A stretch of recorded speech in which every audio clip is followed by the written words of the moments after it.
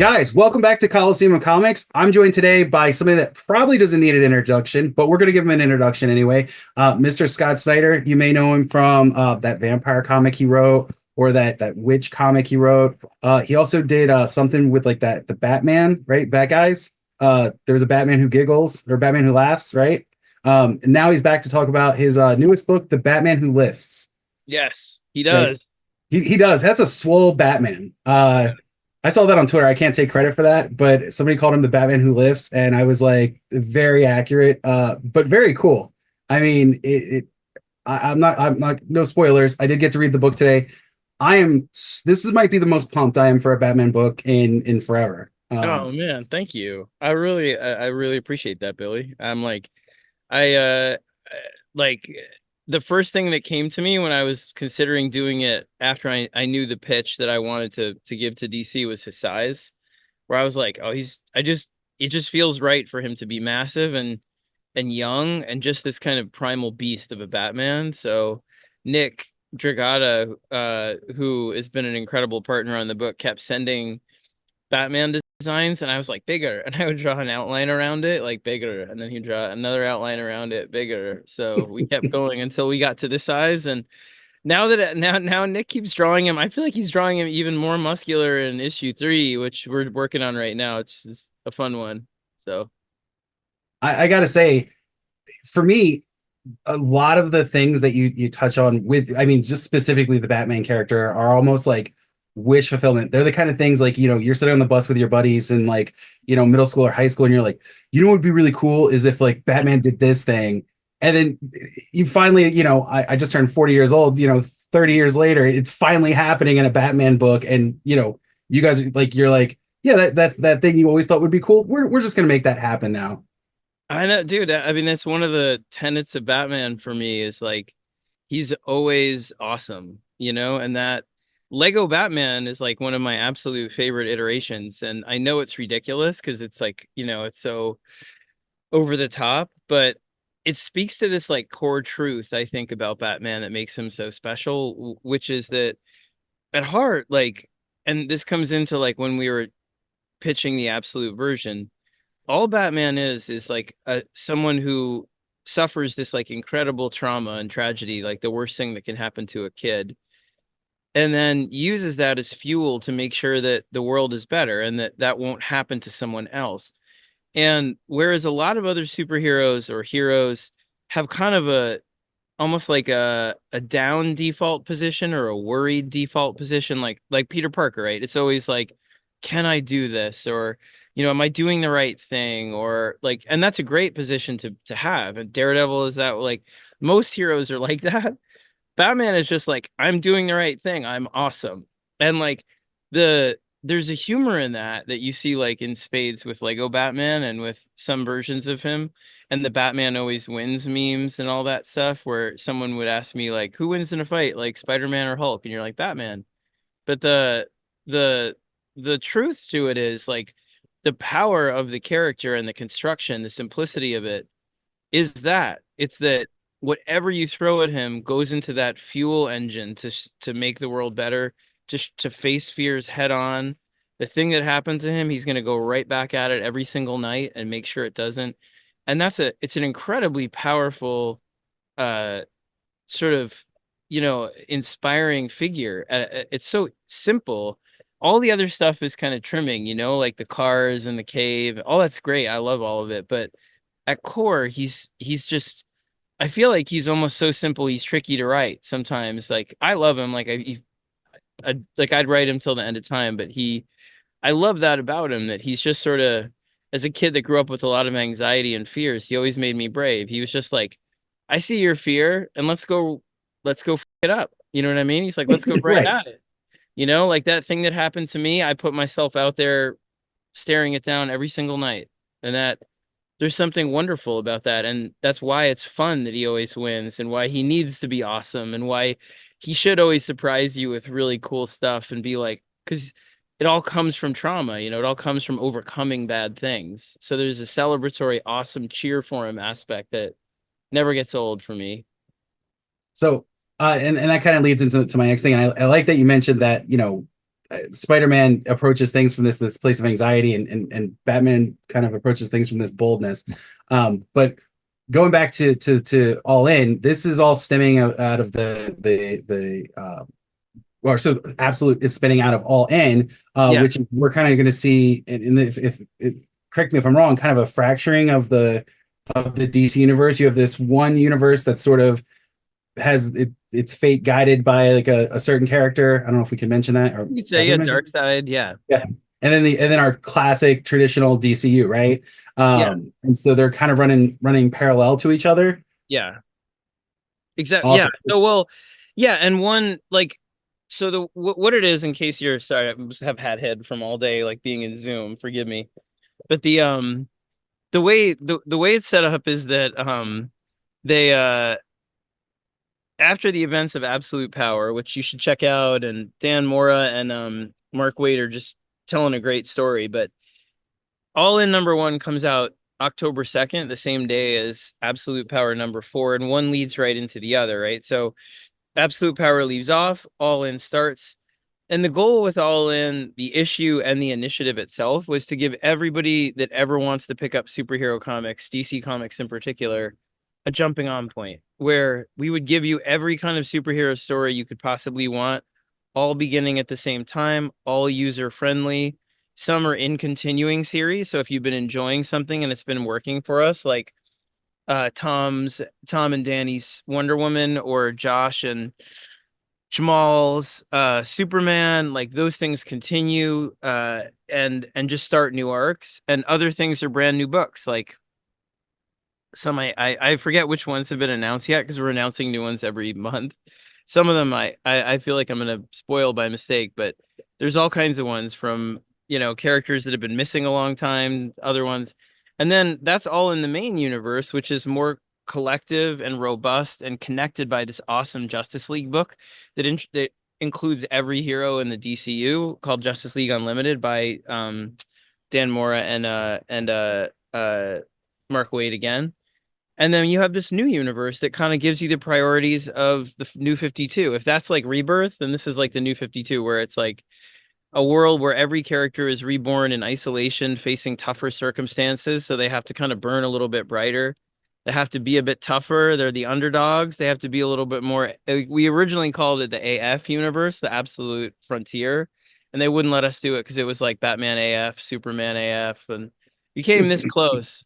But I worked it into issue 2. Actually, you'll see in issue 2, you see there's a Batman AF line. It's fun. So, but anyway, the point is this universe is kind of where the characters are brand new and reinvented and isolated, but in a shared universe where they will meet. And this universe is where it's sort of robust and unified and a celebration of all things DC. And so you have both at the same time. And that's really all it is. And the story in All In is about that. The story in All In #1 is about during the events of Absolute Power, how Darkseid discovers that this kind of thing has been hidden from him. His part of his role in the universe was unclear to him. And it has to do with the cosmic sort of the cosmology of the multiverse.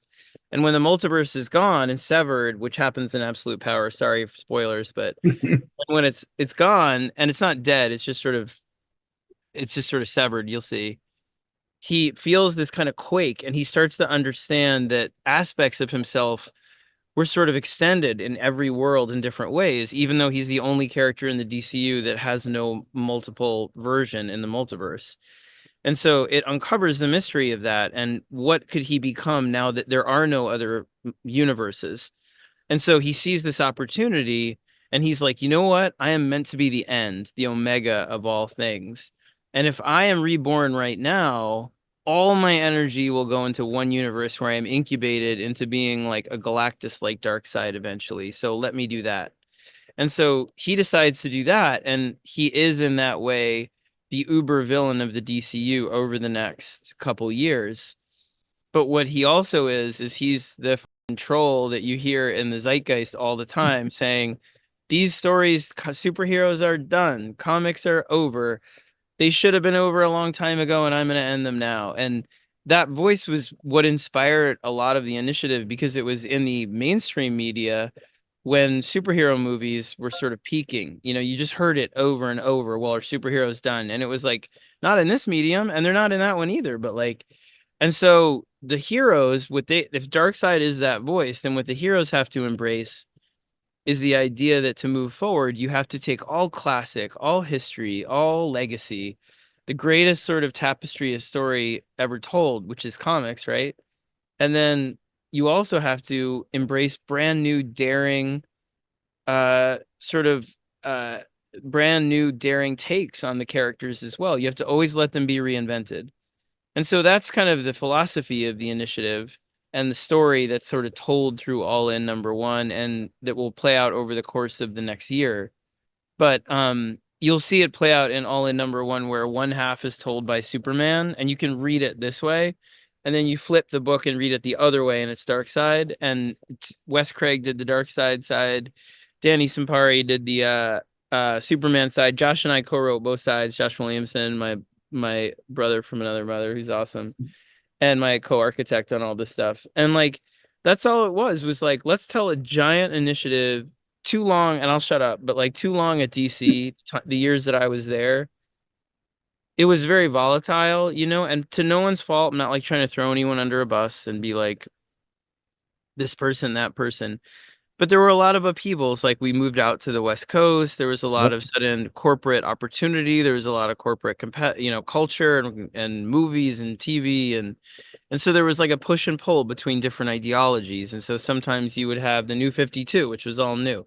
And sometimes you would have, we're gone too far. We've got to go back to Legacy, which was Rebirth. And Josh and I always felt like if we could do an initiative that just kind of celebrated both at the same time, and they're not binary, like why not?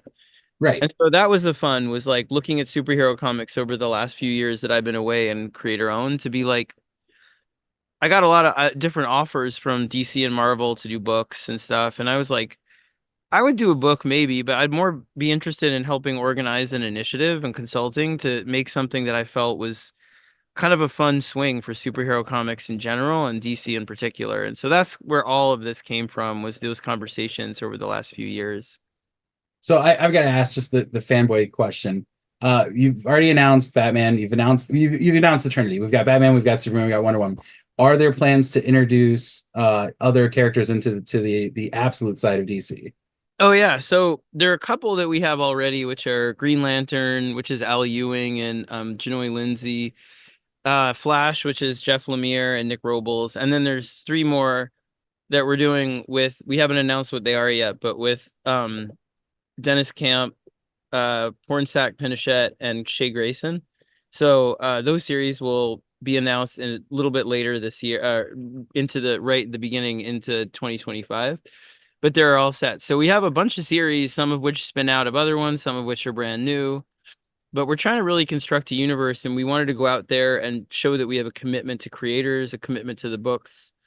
And, you know, as long as they do okay, we keep, I mean, they're ongoings. Like these three are ongoings. Like me and Right. Nick are committed. Like, unless you guys hate it and get it canceled in like a year, we'll do it for a few years. You know, I'm really into it. Like, and so is Nick. So, and same with Jason and Rafa, and same with Kelly and Hayden. So we're all in on this, like pun intended.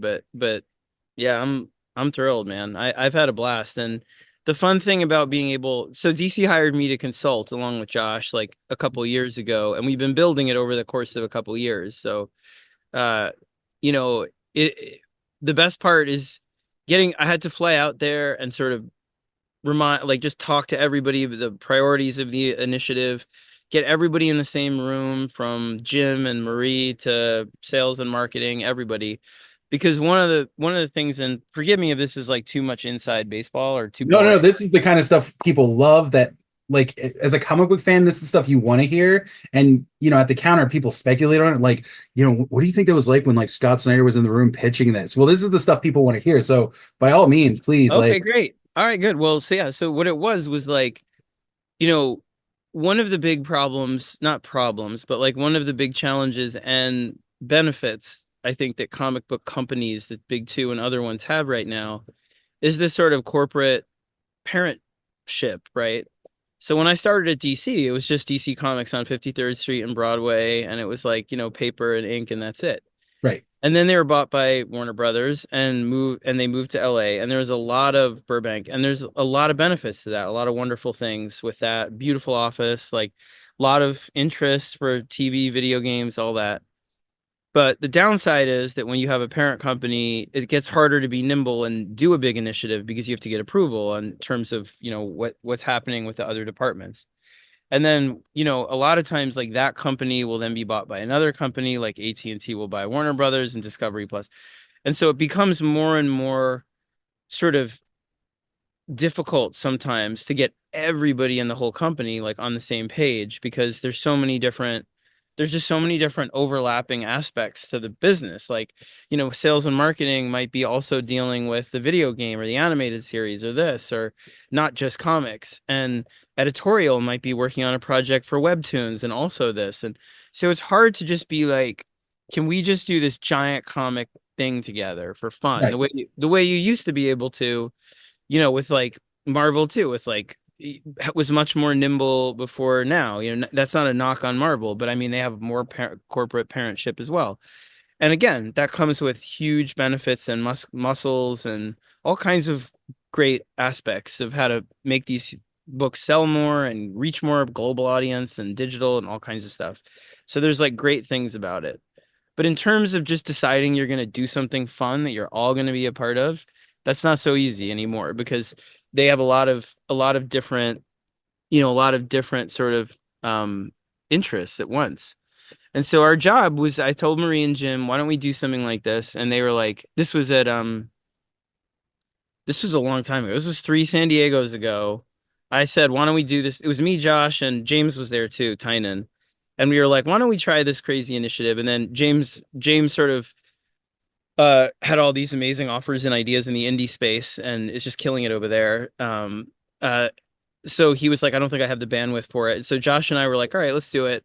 And then at New York, you could look at my timeline, my Instagram and that stuff. You could see the first pictures. I think it was like New York 2021 or 2022, where we're at like the DC offices and that stuff, having a fun meeting about a first time we were really pitching out what this could be and saying, look, we want to tell a story that's it's just pure. It would be Darkseid is we're going to elevate him and make him amazing and awesome, but he also represents that voice we're hearing all the time about comics being over. And the superheroes have to gather together and do something they've never done and embrace versions of themselves they never have and all this to get through it.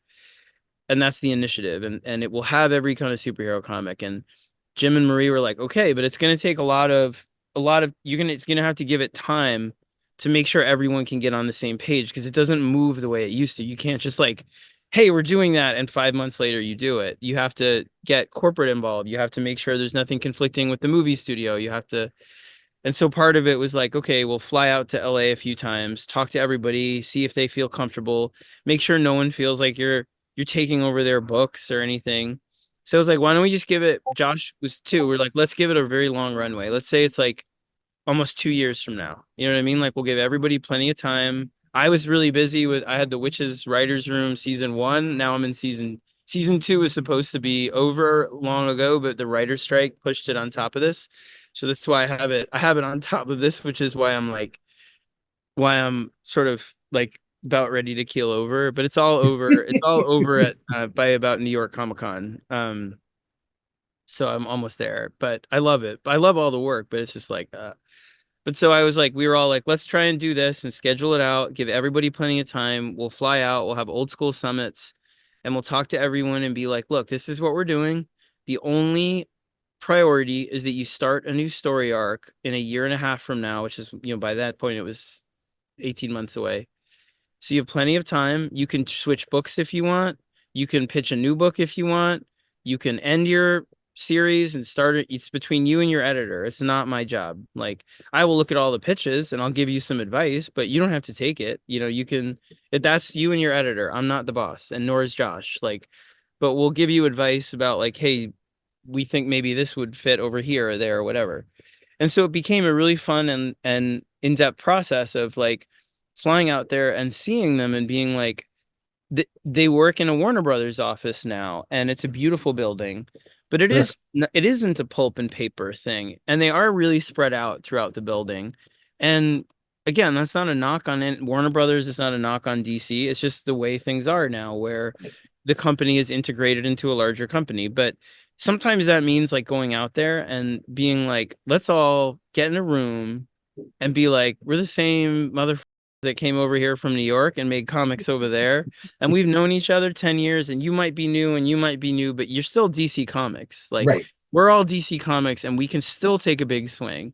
And we can still say that we're all going to do it, and we're going to have plenty of time, and we're going to make it awesome. And we're going to make it about retailers and comic books and comic books, not about the movies or TV or anything.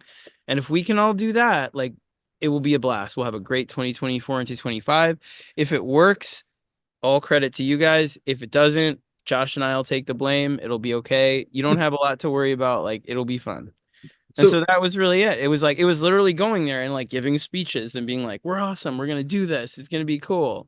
so while you're over in Burbank and you're giving these rah-rah speeches, you've got, the executive team on board, but you're going to the creatives now and the editors, and you're going like, hey, this is the plan.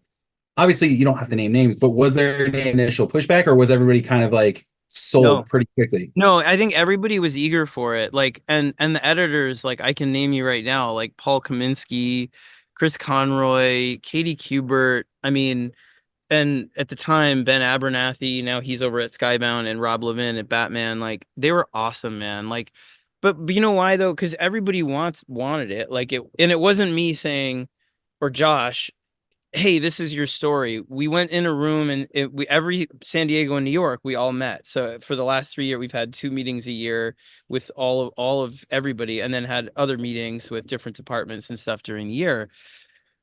But like, part of it was to go to them and be like, um, you know, what do you want the story to be? How long do you want it to play out? Do you want us to do a one shot, or do you want us to do an event?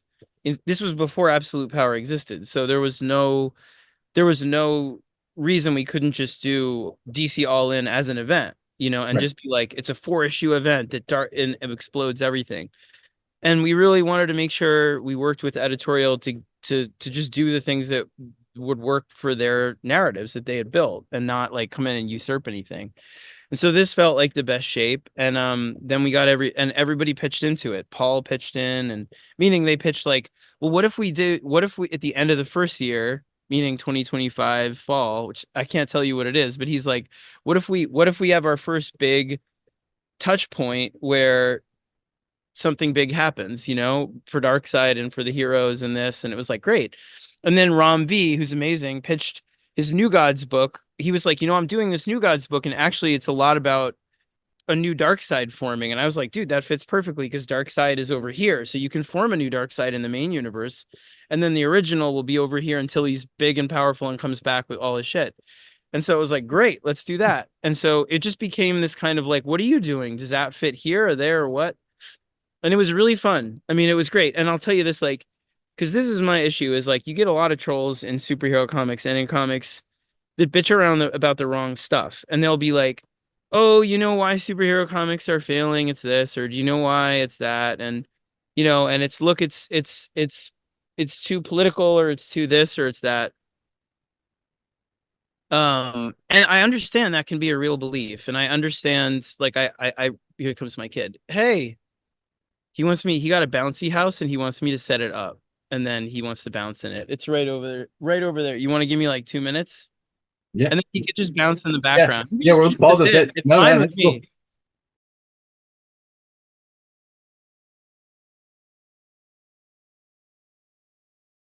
But All I right. was saying, like, yeah, so the so it took a while to get it up and running, but editorial really wanted in too, because the pep talks were fun, because ultimately I think we've been through this period, right, since 2020, where it feels like in 2018, 2019, things were good. And in 2020, there was this huge spike in comic sales during and after COVID, when there was a variant. Everyone sort of suddenly had disposable income. And, they also wanted to turn all their kid hobbies into like gambling things. So my kids love like baseball cards, Right. but you saw suddenly like all of these baseball card companies doing like, there might be a chip of Babe Ruth's bat in these, and like autographs. There's more autos and relics, and And you realized it was because adults were coming back to kid hobbies during the pandemic, but also wanted to make it feel practical. And so there was this like spike in sales in indie series because people wanted to get the first appearance of characters in series that during the streaming boom in 2020, where suddenly all these series were getting picked up for TV, which we all, benefited from. And then also there was this kind of superhero uh love and energy around variants there too. And so there was this kind of like, we're doing well, we're not in the office, we don't get to see each other, everybody's making their own books. Now they're half back in the office, some people are there some days, and because they gave up the old office and they're in a Warner Brothers building, there's just a disconnect, and I don't mean a disconnect in a bad way with each other or from comics. I just mean physically. Like Yeah. they're not always in the same place. And so people were eager, I think, because of the culture of everybody kind of making their own books. Everyone, like, there's so many good books, but we hadn't done, and they'd done an event, but you hadn't done an initiative. Initiative is Right. different, where an event is like an event, right? There's one Sure. editor working on it with one creative team. It usually splits into one book or two books or whatever. Right. But an initiative is like, every book in the line Line wide. Right. yeah, right. And so they were hungry to be like, let's all get in a room together. I haven't seen you in forever. I had a baby. I got married. I'm like, and everybody just like, there's an energy around it that was like, yeah, this is fun to actually be there together in the building, working together. And so it was energizing, there was no pushback. I mean, the hardest thing was mostly just like getting, getting the initial, not even getting the initial yes really from Jim or Marie. It was more like, okay, when can we do this? How do we all when do we schedule it for? Was like it took a long time to figure out. And mostly because of my schedule, I had a lot, again, like it's what I hope people take away from it. And I don't know how this sounds. Forgive me if this sounds shitty, but like it really is like a labor of love where I'm doing fine. I have Yeah. distillery stuff. I have the Batman royalties. I have the, Witches TV series that I'm, you know, like there's no he got this brother helped him there's like no need to go back to superhero comics at all, in Right. terms of like finances or any of that stuff. And it doesn't really feel a need in terms of like I don't feel any pressure to be like sales or relevant or whatever in that way. Sure. But it was like I would love to be a part of something where we can all feel part of a team and all be like we're DC Comics. And the energy I remember from the New 52 on Midnight, the energy from Rebirth, it was just so fun to be a part of. And Yeah. it was like at this moment in particular, it feels really, really needed just because it felt like there are a lot of good superhero comics out there and comics are doing well, but things feel atomized, they feel a little bit more separated than they used to. They feel a little bit more like, there's less of a bullpen and a sense of I don't know where he's going. I'm like, where are you going? You got to you got to stay over here. Oh, okay, all right, fine. He's seeing how cold the hose is. Anyway, so I think there's just a real hunger for it internally as well as among fans. And so the next thing I did before, by the way, like before you can ask a lot of retailers this too, but or ask a bunch of retailers like the ones in my neighborhood, I guess like around me, like Fourth World and uh Midtown and Forbidden in New York and Third Eye, which my sister lives in Maryland, so I go there a lot. But places that I know the people personally, where I've been there and they can keep a secret because we're friends. And I was just like, I want to pitch you this initiative the way we're thinking of it, and tell me if you think it would be good for comics. Because if you think that people don't want it or it would be bad, I don't want to do it. And not for popularity reasons, just because the whole goal of it is to honestly be something that celebrates and helps superhero comics as Sure. a thank you for all the amazing years we've been able to do it. So, you know. No, They seemed excited, so we're like, let's do it. I had told like Heidi at the beat. I like a bunch of people just to get like the temperature on it. So yeah, I've told like my LCS Fourth World, Glenn and Chris and Bill and everybody there, Terrence, like everything from I've been going there since before I broke in. So they all like they know I'll go in and be like, I'm thinking about doing this book. And this one was like, I sat with them like, how could this be helpful to you? Like, what things can we do? Right.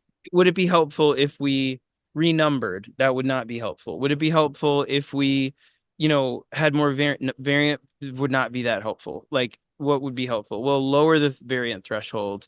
Make sure the price point doesn't go up. See if you can do jumping on points where there's a scattering of different kinds of books every week. Can you do incentives where you reward fans for going in every week? And that's where we did these Justice League cards, which are in the story of All In number one. There's a Batman one, a Superman one, and they're all part of the story. Darkseid corrupted one.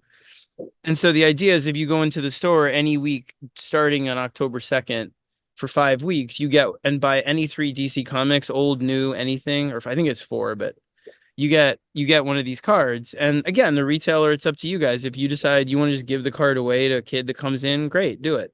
If you decide you want to pick which three books, I mean, I wouldn't do that, but whatever you want to do, they're yours to figure out what to do with and to give away to fans. So, but the idea is to try and give people that excuse to go in every single week because I think most comic fans are dying to go in every week, and it's more of a just give me the tiniest excuse and I'll do it, you know? What's the reason? And there are some things that are happening across comics where they're having those reasons, but I think DC needed that reason, and calling it all in, like you guys are pushing the chips all in on this one, is really appropriate because I think this is what DC needed to get DC fans back in the store each week. Me personally, like I love comics, all comics. That's why I do what I do for a living. This is the most excited I've been about a Batman book since like Tom King did Batman. Oh, thanks, man. Yeah, like Tom was one of the first, Tom was probably the third or fourth person I sent it to just privately to be like, when it was in layouts, just to be like, am I crazy or is is this, as strong as I hope it is? And he was awesome. He's like a great sounding board because he's always super honest. I know he will. I so I'll be completely honest with you, and this is great that I get to tell you this story. Tom King was like I liked his run better than the Scott Snyder run. Well, that's okay. But here's the thing. We had a DC executive come and visit Coliseum and do a tour of the stores, not naming names. And I am actually responsible for ordering in the new periodical comics to Coliseum of Comics. And so when the executive came in, they were like, "Oh, so how do you feel about Tom King's run on Batman?" I was like, "Oh, it's like my favorite run in forever."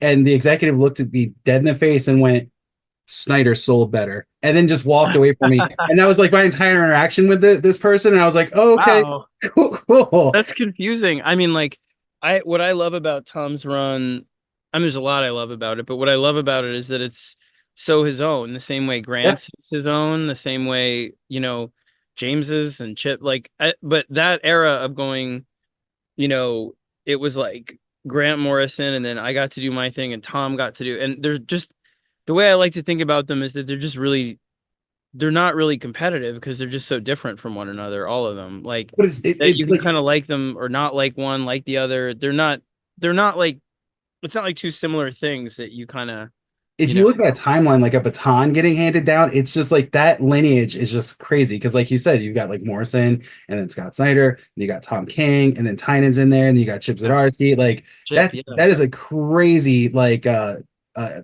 just in like a what 15-year span of Yeah. time. Like Yeah. that's a murderer's row of talent right there.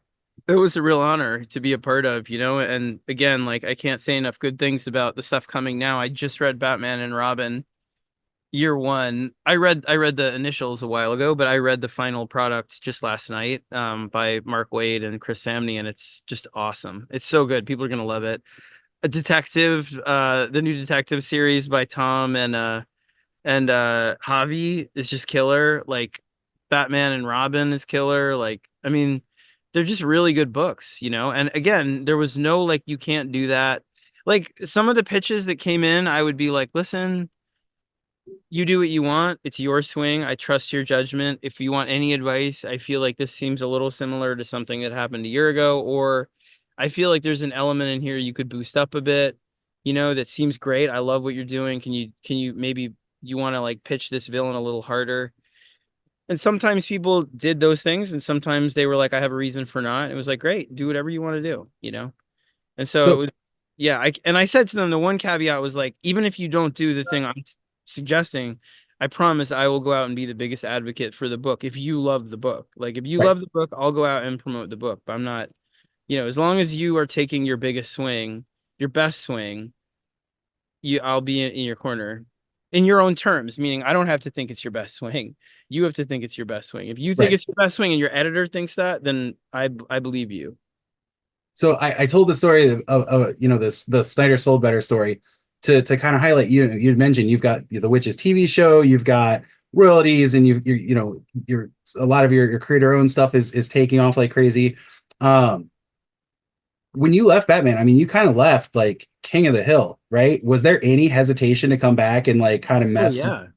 I mean, you have a legacy. Like we talk about that baton, right, getting handed down, and all the crazy talent that was there before and after. But I mean, your run is a classic Batman run. But honey, Do you want to know something about polar bears? do you want to know something about polar bears? We absolutely here at Coliseum love polar bears and want to know everything. They're actually not white.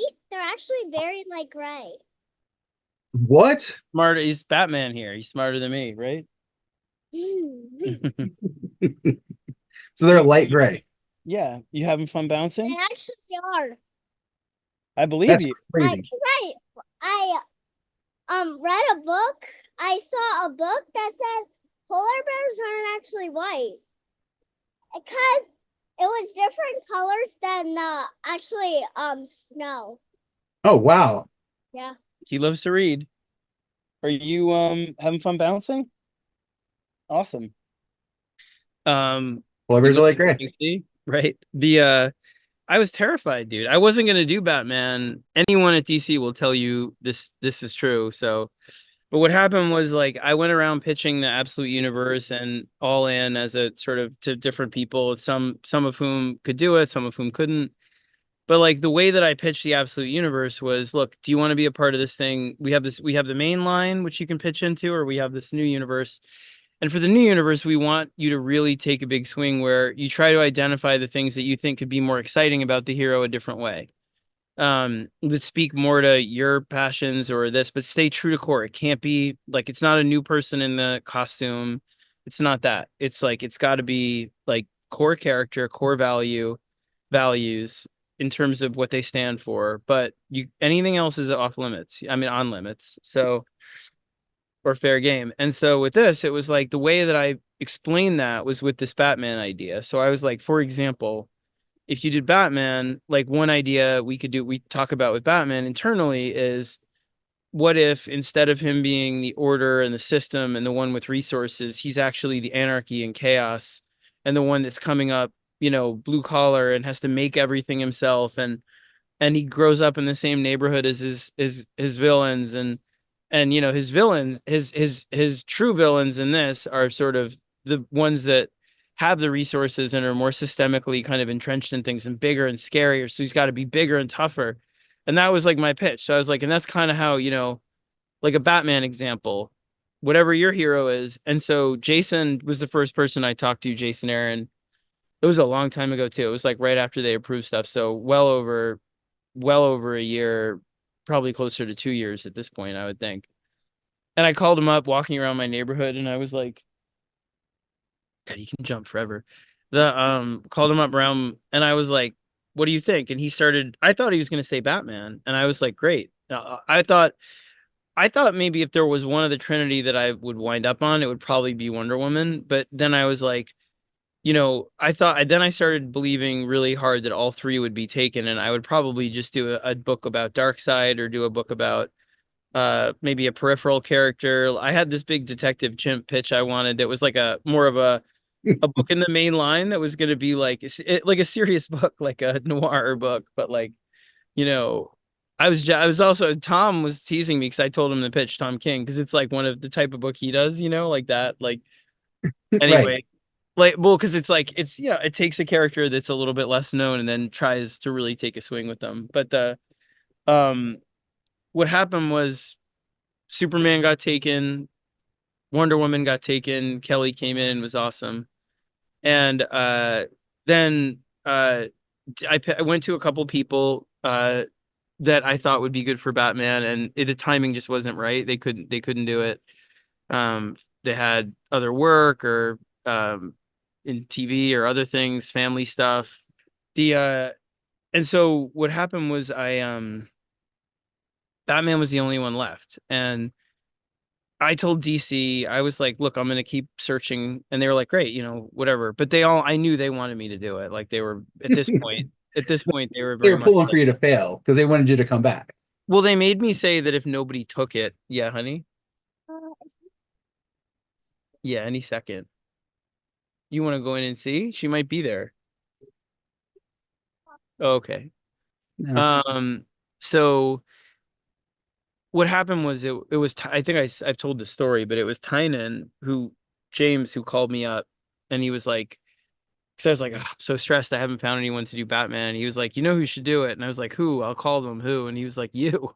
And I was like, no. And he was like, dude, he's like, I'm not excited because I know that you're gonna call me with anxiety in the middle of the night and about why did you do this and this, but like you're going around pitching this same thing and you sold the whole thing on this pitch that you made up, that you keep coming back to and excitedly talking about as the selling point of how you get all in through, how you this, and you're telling everybody to take the swing that they think is their biggest swing, and the thing you'd be most scared of is to be go back to Batman. And I was like, he's right, he's my little brother. So I was like, I thought about it, and then I was like, well, if Nick Dragata can do it, I'll do it, because he was like, I had him in my head as like the right style for it. As I had gone to my LCS, like to the same guys, and I was like, look, this is what I'm thinking.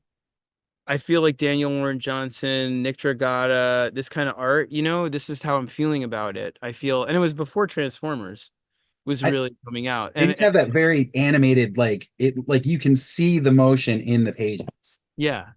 And so Nick was my first call, and to be a partner on it. I don't know where it is, honey. Where is it? It's inside. It's right there. I'll help you. Hang on. I'll be right back. Um, yeah, so like the it was really scary, and I was just like, I don't know. And Nick said he could do it. I called Nick and was like, I didn't know him that well, but we had talked a bunch, we had talked a few times about Creators for Creators over at Image, and I was a big fan. He knew that.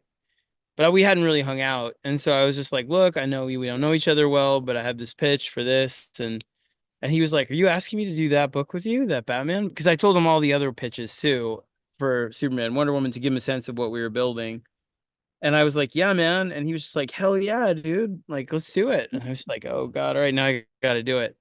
So it was really scary. It still is, because it is the most intimidating. And Azarello, I was at Mohegan Sun with him for Terrificon, and he's like, you're putting your whole legacy on the line. And I was like, I don't really see it that way, Brian, but all right, thank you. Um, but the the fun is like, I love the idea. I really do. And I love the book. I love working with Nick. I feel really energized going to it. And maybe it is like, a boxer, you want to fight the best opponent, and it's like I might like it's very possible like I'm too old, or you're gonna get in there and get knocked out this time, but you want to try and like go up against like the best. And for me, it's the best idea, and that means it's the hardest thing. Like it's the hardest and best idea I have. Like where I love this take on him, because it's not just, oh, Batman poor, villains rich. Everything in it is considered as an element that's updated to feel like it's about this moment, and not in a way that's meant to be sort of put him in the real political world, but in a way that's supposed to hit you in your gut, like I'm afraid of that, or is how the city feels these days in terms of these towers that are owned by super rich people that never use them, and that is how it feels over here. And I am hopeful about that. I am afraid of that, and translate it into comic book craziness. But I wrote Batman. I was like fired out of a cannon onto Batman, right? Where I was barely anybody when they put me on that book, and I wrote it in like in terror every month, where I was like, and for 6 years, I never got a break, where not a month off, where not that I'm complaining, it was amazing, but I mean, I never had a moment to breathe and be like, I'm not just going with my gut. I'm like Right. stopping and taking a year or 6 months to consider a story and that.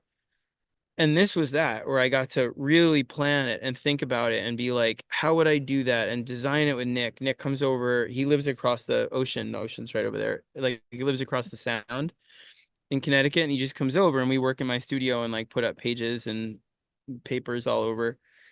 And it's just this feeling of like, I love the book and I've had time to think about it and time to build it. And I feel bulletproof about it. It doesn't mean I think everyone's going to like it. I think there might be a lot of people that hate it, but I'm not insecure about it the way, I was on Batman. And that's not because I think it's better than that stuff at all. I would never compare them. It's just because I have time to think it all through this time. And that time with Greg, I had to go instinctually all the time. And then, you just trust your gut. And Greg was such an amazing partner and is that it's just like, he's always going to take what you do and elevate it. And then you elevate it back because you're like, oh my God, the art's so good. I got to up the script. And then he's like, colors come in. Oh, I got to up the script. And it was a great process. And Sure. again, like, I don't know that I'll ever touch the hem of that stuff that we did. I'm not trying to do that again. I'm not trying to be better than that. I'm just trying to follow this new idea in a way that makes it completely exciting in its own thing for me. And it really feels like this time, if I was writing my fears through Batman last time about, Court of Owls is like the history comes alive and attacks Batman because he's not good enough. Well, like I'm writing Batman and feeling not good enough, and the history of Batman is the thing that's terrifying, right? Or like Death of the Family is like Joker being like, you don't really want a family when we were pregnant with our second kid when I was writing that. So you always write, I was writing like my fears so Batman would make me brave, right? Well, with this one, it's more like, what am I afraid of for my kids? And Batman is like my kid in this, where Batman, I see teenagers like my son, my 17-year-old, who are facing a world right now that's really frightening, where there's just so much, anger and entropy and divisiveness and a world teetering on the brink in so many ways. And they go at it, him and his friends, and a lot of them with such it's not even like the hope as much as it's the determination and the like unwavering belief that they're gonna make it better than it was and just make it, they will not accept the terms that it's given to them on. And I was like, what if Batman is like that, where he's Right. young and he's primal and he's just this like unstoppable force.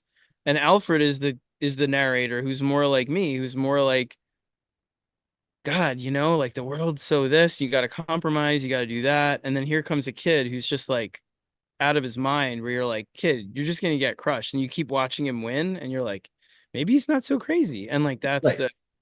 so it's just a very, very different, it's a very different construction on all levels. Like it's not, it's just not about the same stuff. It's not told from the same point of view. It's not thinking of Batman in the same way. He's still him. He's still like Right. just what I said earlier, where he is the thing you like aim at your fear and then just let go at it. And that's what's great. But who he is, how he does it, where he came from, what he thinks about it, all of it's different. All of it's new to me. And it feels just so it's not a source of stress. It's like my happy place is to go work on this book with Nick. And I'm just really glad that people seem to be excited about it.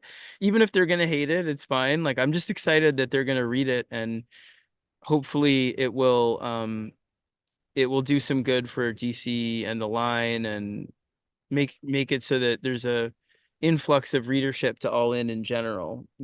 That's the goal, is to be a small part of all of it.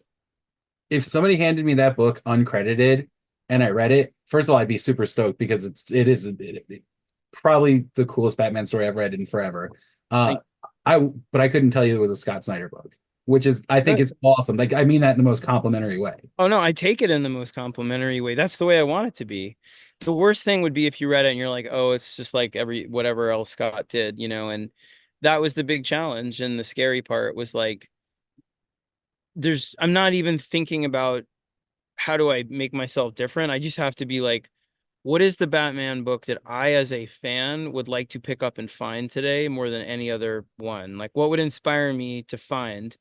And I've always just been a really big fan of people that take a crazy swing on the character, whatever that swing is. Like, I love the worst thing I feel like is when if I pick up a Batman series and it feels like the one before, or you pick up watch a Batman movie and it feels derivative of stuff that's already been done. Right.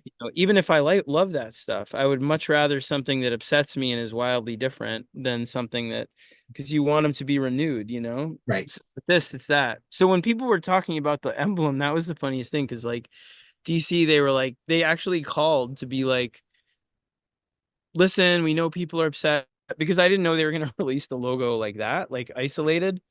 Because I asked them, are we going to do a shirt for New York? And they were like, yeah, we have logos that we're going to use. And I was like, oh, that's really cool. And then I didn't realize they were going to put out the logo isolated because it looks so nutty. Can I interrupt you for just a second? My only criticism of the book is I think it should be bigger.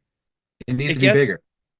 it gets bigger. Like the in the fourth issue, I think it'll wind up being the fourth. There's a whole theme about why it's so big, and you see him making it, and he's like, he makes it and he looks at it and he's like, it has to be bigger. And then he makes it and it has to be bigger, and he makes it.